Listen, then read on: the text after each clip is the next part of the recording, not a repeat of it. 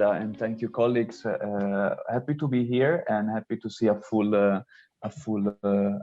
house. And I will be very quick, even though this is quite important. First, congratulations to Platform and UCLG for putting this together. As UN Habitat, we are very proud and happy to be part of this and supporting this process. So I'm tasked with I will try to unpack this SDG 17, which is key for the work of decentralized cooperation and local and regional governments.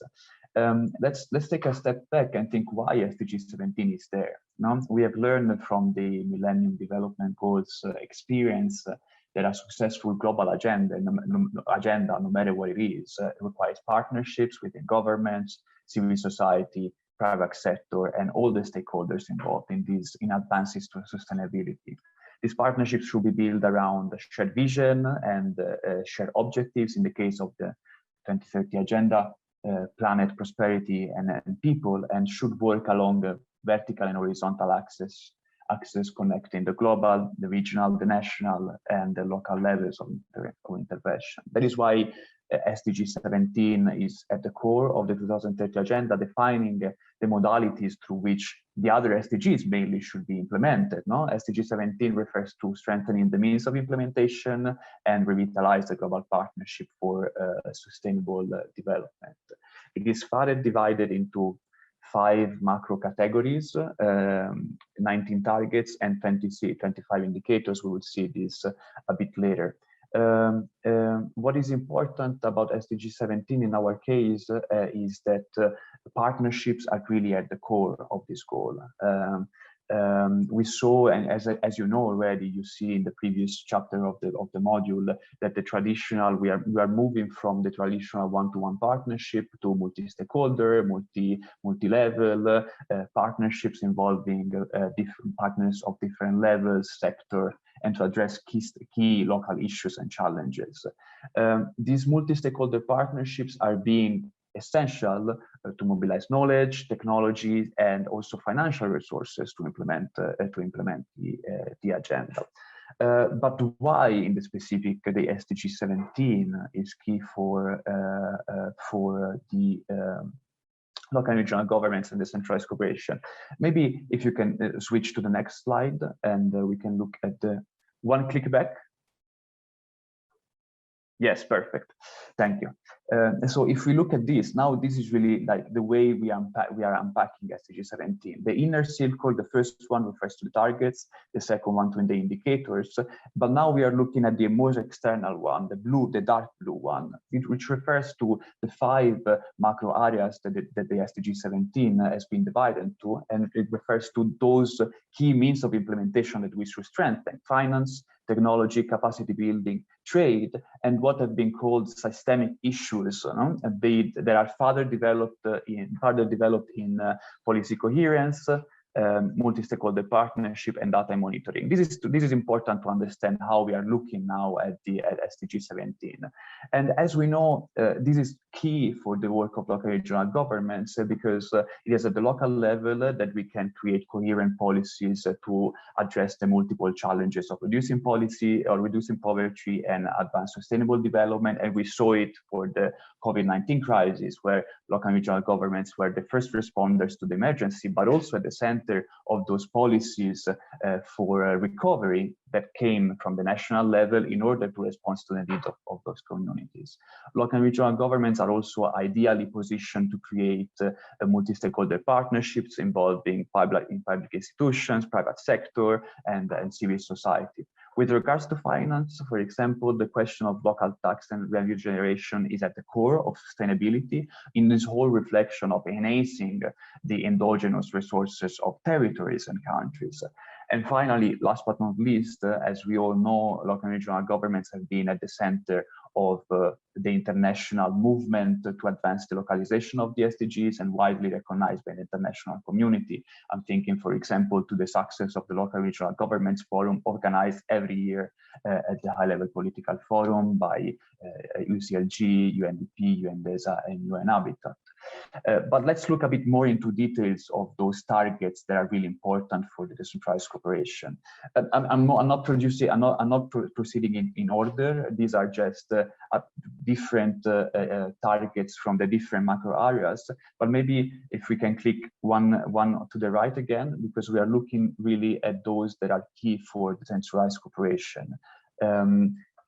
Let's look at indeed the target 14 that looks at enhanced policy coherence for sustainable development.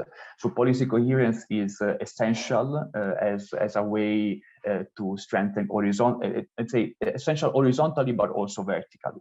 And the decentralized cooperation can play an important role in this process. As we know, many decentralized cooperation initiatives are linked to policy learning, and a well-structured and designed decentralized cooperation process can really ensure the transfer of skills and expertise for the design of simple and effective and implementable policies.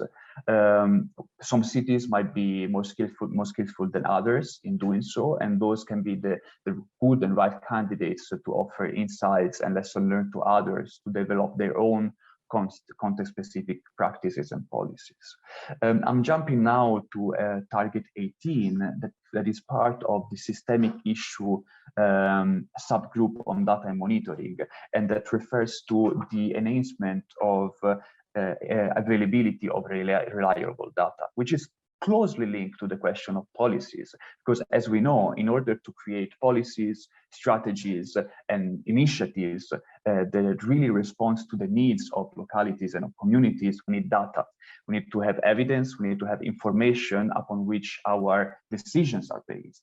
So the availability of reliable data is hence key to define those development policies. I mean, there are many examples. The example of the Brazilian Cadastro is quite important as a tool to provide services to municipal communities that was further shared with municipalities in Mozambique through decentralized cooperation. I also, Sarah mentioned also the DLR global movement that you have been talking about in the past days, which is clearly improving this data environment and also like innovative ways of sharing experiences between local and regional governments, specifically in the data and indicators kind of environment. Best experiences have been developed throughout the world, in Malaysia, Bristol, and Los Angeles, for example. And once again, we see the centrality of partnerships also in this data component, because local and regional governments need, firstly, to enhance this data environment to connect to the national statistical offices, but also to the other stakeholders at the territorial level that might have information and data available that is not ready and available to local and regional governments. Next, please.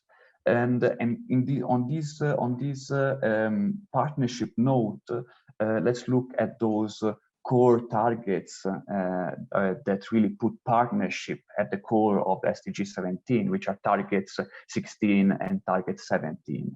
Target 16 refers to the need to share knowledge and expertise.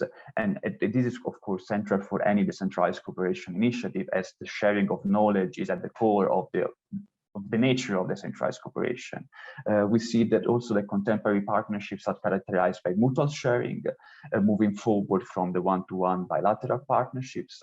And over the last decade, the South-South and triangular cooperation modalities have emerged as strong ways to experience sharing and for experience sharing among local and regional governments. One good example is the partnership with the ILO, the International Labour Organization, and UCLG that are working to develop the capacity of local and regional governments on key issues such as employment, local economic development by fostering South-South and triangular cooperation.